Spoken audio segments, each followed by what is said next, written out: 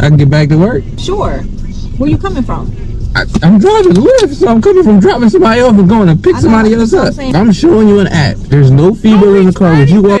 The officer snaps, grabbing his arm as the driver backs against the van. I'm not answering questions, the man says again, calm, but now surrounded. It's a marked Amazon delivery van parked mid-route in a quiet neighborhood. Marcus Reed, 32, just trying to finish his shift, now boxed in by two officers who won't stop asking the same thing. Where are you coming from? He hasn't broken a law. He hasn't raised his voice. But the moment he refuses to answer, everything changes. The tone sharpens. The questions turn into commands. And suddenly, it's not about a delivery anymore. It's about control. Then one officer steps closer, hand already reaching, while the other quietly says something into his radio and freezes. Before we go anywhere further, comment where in the world you are watching from and make sure to subscribe because tomorrow's story is one you don't want to miss. The air shifts instantly. Officer Miller lowers his radio slowly, eyes flicking from Marcus to his partner. Something in that brief transmission didn't sit right, but Officer Grant doesn't notice or doesn't care. His grip tightens, fingers digging into Marcus's sleeve like he's already decided how this ends. Last chance, Grant says, voice low, controlled but edged with irritation. Where are you coming from? Marcus doesn't match the energy. He doesn't raise his voice. He doesn't argue. I'm doing my job, he replies evenly. I don't answer questions. That's when it becomes personal. Grant exhales sharply, stepping even closer, invading space that didn't need to be closed. The quiet suburban street suddenly feels smaller, tighter. A neighbor's curtain moves. Someone is watching now. You think this is a game? Grant presses. You fit the description. You want to clear this up or you want to make it worse? But there's a problem, one Marcus seems to understand better than they do. He hasn't been told what the description is. He hasn't been accused of anything specific, and yet he's already being treated like the answer is decided. Marcus shifts slightly against the van, careful, controlled. Am I being detained? Grant doesn't answer. Not directly. Instead, his hand moves toward Marcus's wrist. And just behind him, Officer Miller finally speaks again, quieter this time, but urgent enough to cut through the tension. Grant, hold on. It's subtle. Most people wouldn't notice it, but Marcus does. Because for the first time since this started, one of the officers sounds unsure. Grant pauses just for a second, then tightens his grip anyway. And Marcus realizes something in that moment that changes everything. This isn't about a question anymore. It's about whether they're willing to admit they might already be wrong. The second Grant's hand locks onto Marcus's wrist, the entire street feels like it holds its breath. A delivery van sits angled against the curb, hazard lights blinking like a slow warning. Somewhere behind a curtain, a neighbor is filming now. Marcus can feel it, not panic, just pressure. The kind that builds when every small move is being watched and judged in real time. Relax your arm, Grant says, not asking any more. Marcus doesn't resist. He doesn't pull away. His voice stays steady. I'm not resisting, but the problem is no longer what Marcus is doing, it's what they think he might do. Officer Miller steps closer, his tone shifting from firm to careful. We still don't have confirmation on this stop, he says, glancing toward his partner. It's subtle, but it's the first crack in certainty. Grant doesn't look at him. We've got a matching van in the area and a driver refusing basic questions, he replies sharply. That's enough to look into it. Marcus hears that, and for the first time, something shifts in his expression, not fear, recognition. Because he knows what they don't seem to understand. Matching a van isn't the same as identifying a person. I've got 14 more stops on this route, Marcus says calmly. If you're detaining me, say it clearly. If not, I need to go. That sentence changes the energy again. Grant's jaw tightens. The professionalism is starting to slip into frustration. You don't get to decide how this goes, he mutters. Miller raises a hand slightly. We should verify dispatch again before... But he doesn't finish. Because Grant suddenly turns back to Marcus. Step out of the vehicle, he orders, now. Marcus pauses inside the van for half a second, just long enough for the tension to peak, for every witness watching to wonder what happens next. And then Marcus reaches for his door handle. That's when Officer Miller's radio crackles again, louder this time. And what comes through makes him freeze completely. Officer Miller doesn't move for a full second. The radio in his hand crackles again, louder now, cutting through the tension like a sudden alarm that no one expected. His eyes drop to it, then lift toward Marcus, then back to Grant like he's trying to confirm what he's hearing in real time. Grant, meanwhile, doesn't notice the shift. His focus is still locked on Marcus stepping out of the Amazon van. Out of the vehicle, Grant repeats. Sharper now, right now. Marcus steps down slowly, keeping his hands visible. No sudden movements, no aggression, just controlled compliance. His boots hit the pavement, and immediately the space around him feels smaller, like the street itself has tightened. That's when Miller finally speaks into his radio, this time more clearly. Dispatch, confirm plate again. We need a full check. A pause. Then the answer comes back, and everything changes. Miller's face tightens, subtle but visible. His posture shifts from certainty to hesitation. He looks at Grant like he's about to interrupt something that can't be undone. But Grant is already moving. He closes the distance between himself and Marcus, reaching toward his belt. Hands behind your back, he orders.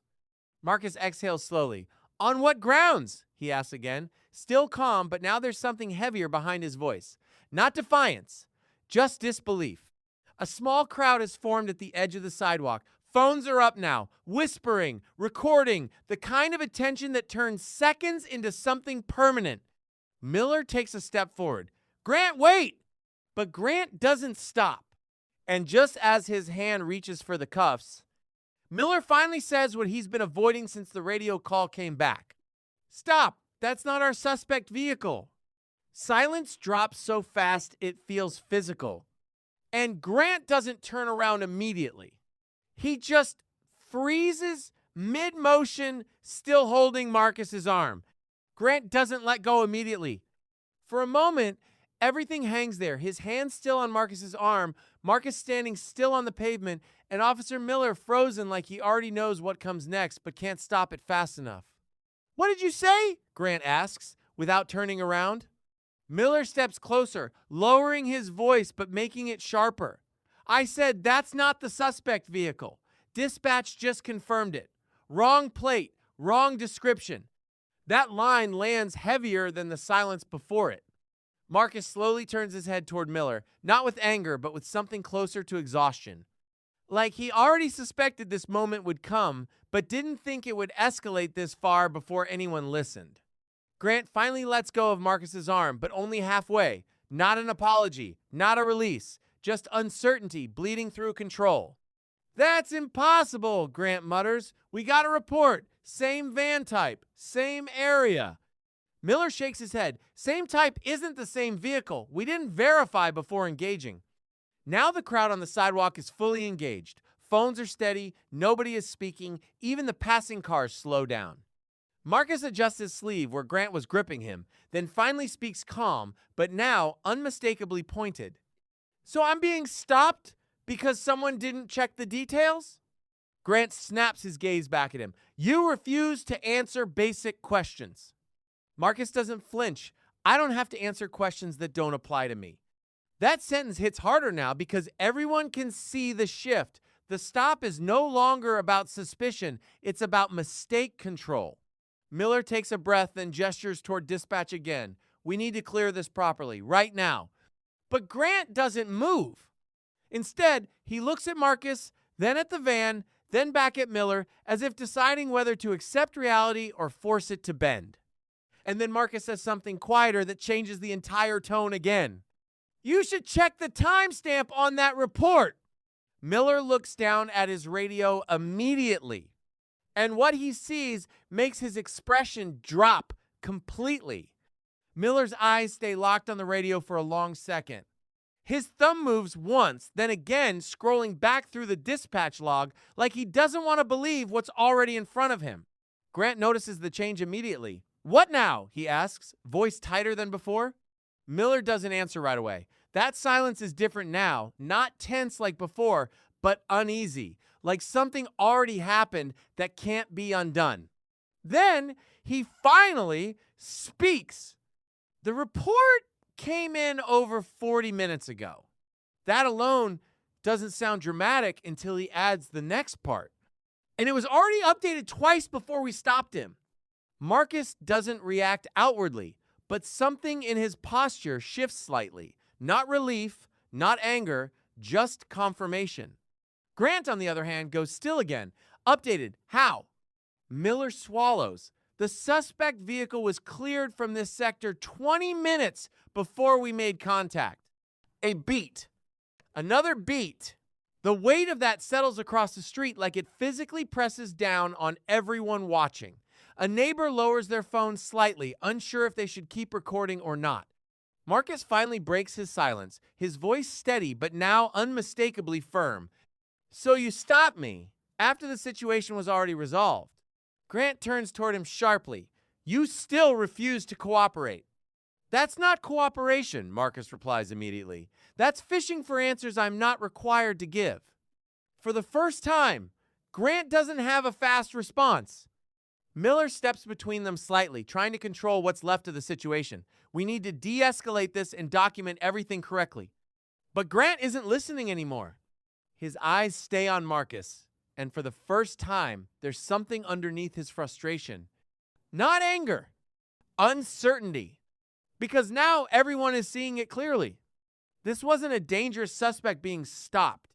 It was a mistake that escalated because no one paused long enough to verify it. And just as Miller reaches for his radio again to call it in officially, Grant suddenly says one sentence that changes the entire direction of the moment. "Search the van!"